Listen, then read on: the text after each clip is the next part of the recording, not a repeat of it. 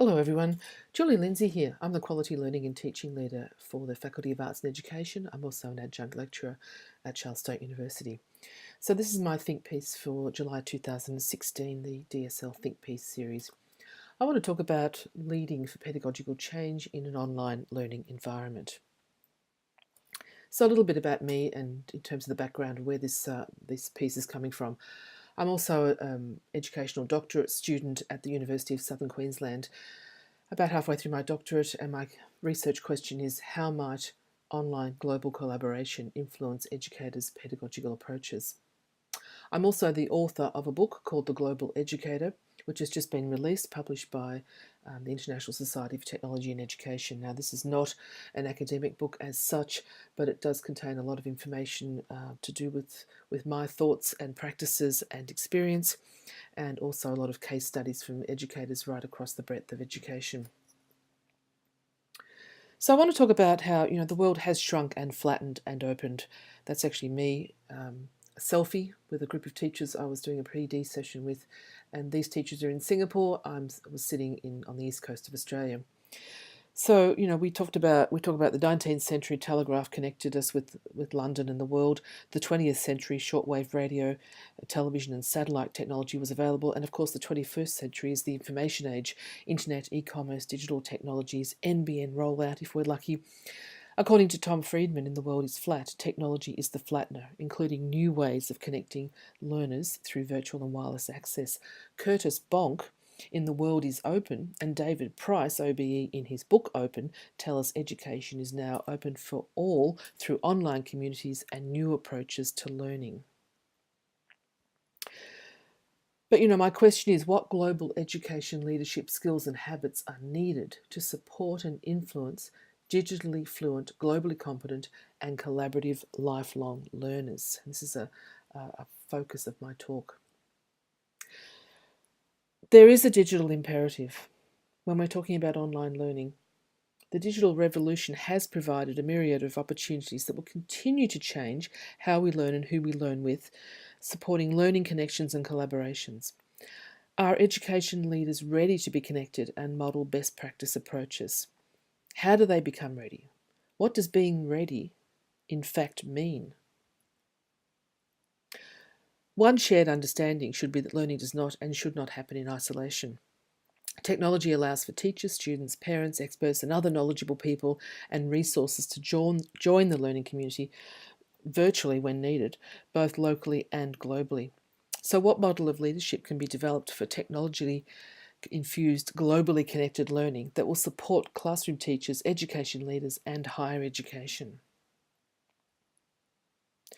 Research tells us why technology is being integrated differently. And there's some research, Peggy Oetmer and Christine Greenhow are just two that have informed us that there are a couple of orders of barriers here. So the first order barrier, that the environmental, do we have the hardware, do we have the software, do we have access, do we have that teacher or academic knowledge to understand how to access it, and do we know things about TPAC or SAMA?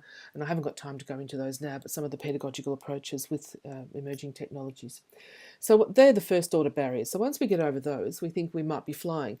But then we get these second order barriers. Teacher beliefs, the fundamental beliefs of a teacher or an academic teaching in an online environment. And many teachers adopt technology without changing their pedagogy in order to complete those lower level tasks or the first order tasks. If teachers feel pressured to change their pedagogy in order to accommodate new technologies, they are more likely to resist adopting technology altogether. This is what the research is telling us. In a recent email from Harvard researcher Justin Reich, I was advised that teacher personality traits or competencies may shape their practice decisions. And he says, I think the cultural and workplace contexts shape people's behaviours in very powerful ways. So that's something to consider as well as we move forward in this think piece. Connected learning, George Siemens and Stephen Downes. Connected learning is the ability to connect, communicate, collaborate with educators and students in all and any parts of the world using common online tools. Connected learning includes pathways and frameworks for communication, intergeneration, location and information. In a highly connected and information-rich world, it may seem odd that we need to examine what being connected is and what it means to develop connected learning modes in a global context. Being connected through the use of digital technology does not automatically mean you are a connected learner. We are still at the brink of discovering and utilising true connected learning habits and strategies in education. Using certain tools, being somewhat fluent with social media, integrating blogging into the curriculum, these are all parts of being connected, but they do not in themselves provide the infrastructure and essential learning pathways for connected learning. George Siemens tells us that through the use of new technology tools, connected learning focuses on the building of networks and the development of personal learning resources through interaction with personal learning networks and professional learning communities. Social learning, therefore, aligns with the theory and practice of Connectivism, where the end user constructs knowledge through contribution involvement within the network. Connectivism describes a form of knowledge and a pedagogy based on the idea that knowledge is distributed across a network of connections and that learning consists of the ability to construct and traverse those networks. It draws upon the fact that the very concept of knowledge and learning are changing before our eyes with the advent of new technologies. The work of Etienne Wenger informs us of communities of practice. A combination of the three elements, domain, practice and community, constitutes a community of practice, and it is by developing these three elements in parallel that one cultivates such a community. The sociability of online learning has been documented for decades now. Social interaction is necessary to establish relationships and to create a secure climate that will provide the foundation for a deep and meaningful educational experience. It's been shown that high levels of learning are dependent less on the quantity of interaction than on the quality or substance of interaction. Our challenge is to leverage the unique opportunities provided by technology, especially Web 2.0 online technologies, rather than to replicate face-to-face learning experiences. So a technology-infused community of practice is defined by visibility, discoverability, and interactive technologies. It redefines the learning task whereby technology integration is not a goal in itself.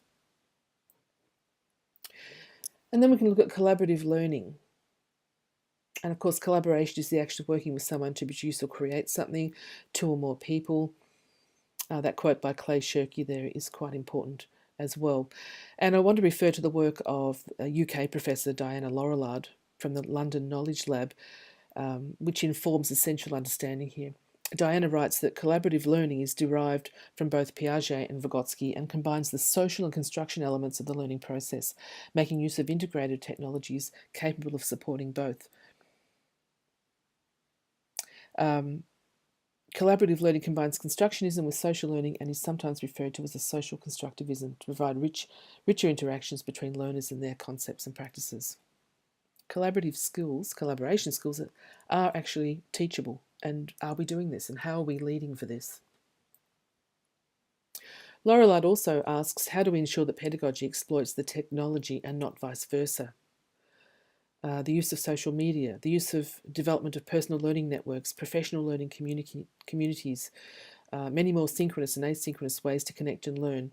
It can be a jungle out there. So where does the learning really come into this? And what about blended learning? A working definition, is a formal education program in which a student learns, at least in part, through delivery of content and instruction via digital and online media with some element of student control over time, place, path or pace. But in a learning sense, what does this mean? It could mean tool commonality. It could mean 24/7 learning for everyone, which is the extended concept and practice of homework. It could mean time zone considerations. Many higher education institutions are using the term blended learning now in preference to distance education. Then we need to look at learning design balance, this blend of synchronous and asynchronous, online and offline, to support online collaboration. And of course, asynchronous is the glue that holds online learning together. So, shifting pedagogies for online collaborative learning, the emergence of tools, Web 2.0 tools and designed collaborative learning structures can now organise the learning around the user as a node in the network, rather than around the educator. In the new learning ecology, educators make a pedagogical shift to accommodate learning that is continuous, changing, and values the individual nature of each learner. Instructional approach aligns to where the focus is on becoming a member of a community of practice and includes contextuality, social constructivism, cooperative learning, belonging, participating, and communicating. New relationships between teachers and students happen when using online technologies. And we need to look at this changing roles, and this implies pedagogical change as well. So the teacher becomes the activator, the student becomes an active learner, the institution becomes the conduit to collaboration, and the community becomes partners in learning. So when we look at leadership, we mean in that one word, we're talking about access to digital technology, we're talking about a vision for learning using technology, digital citizenship, of course the budget to support this, global partnerships, and very importantly, learning design. I use the word teacherpreneur, sometimes edupreneur works just as well, and this means to me it's not just a top-down approach, it's not just those in leadership positions, but you can lead from the classroom, and I mean classroom in the broader sense, virtual and real. I also talk a lot about flat connected learning, and this is meant to be like a Venn diagram where flat connected learning is the superset, which includes all of these other things like blended learning, flipped learning, inquiry-based, etc. And it's created through those four corners: Web 2.0, learning design, leadership, and pedagogy. The missing piece. Now, this is important, an important part of what I'm trying to share today.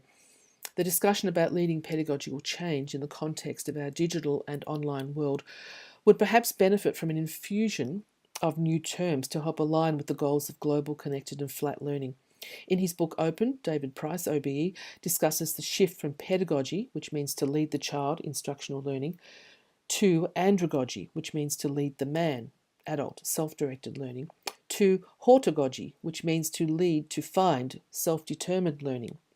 Hortagogy has been applied to adult education as described by originators, Australians, Hayes and Kenyon, and recognises the need to be flexible in the learning where the teacher provides resources. As teachers, we should concern ourselves with developing the learner's capability, not just embedding discipline-based skills and knowledge. We should relinquish any power we deem ourselves to have. And Price states that hortagogy is equally applicable to children as it is to adults. It's defined by approach, not age. Another concept that supports knowledge building amongst learners in a community of practice is that of pedagogy. The work of Connelly and Danoff on pedagogy, a theory of peer learning using online environments to support freely available peer production of content, and that's also Wheeler talks about that, pedagogy, inspired Howard Rheingold to start the Pedagogy Project.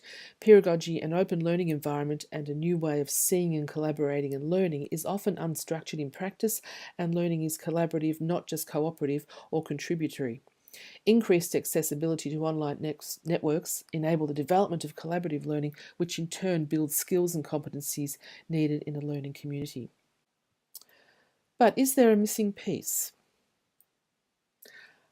I'm suggesting in this think piece that there is a missing piece, and the missing piece I'm going to call cosmogogy. Say it again, cosmogogy. Cosmogogy is the study of learning while connected to the world using online technologies, whereby the context of learning is with rather than about. It is not location-based and considers whom you learn with and what you construct together most important. It comes from the word cosmo, which means of or relating to the universe. It is based on constructivist learning theory and connectivism as a learning approach. It uses online technologies as an essential scaffold for learning objectives. A cosmogogical approach to teaching and learning applies to having a global or a world approach. It applies to being comfortable and familiar learning with others in different places through the use of online technologies.